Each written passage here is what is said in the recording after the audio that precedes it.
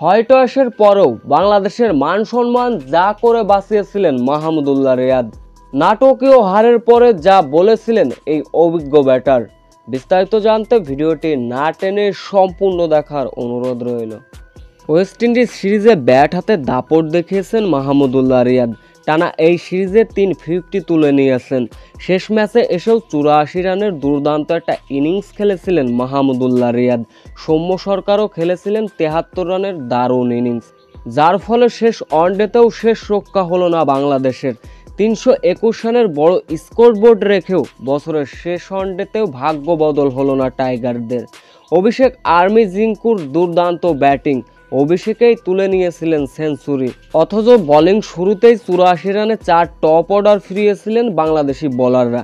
মূলত অভিষেকেই ডেঙ্গুর 104 রানের অনবদ্য ইনিংসে ভর করে 45.5 বলে জয়ের বন্দরে পৌঁছে যায় ওয়েস্ট ইন্ডিজ।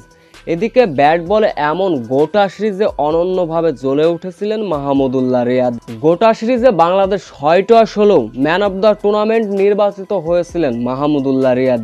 ম্যাচ শেষে অবশ্য তিনি কথাও বলেছেন, ব্যাটিং বোলিংদের সকলের প্রশংসায় ভাসিয়েছেন তিনি, রীতিমতো ভাগ্যকেই তিনি দোষালেন।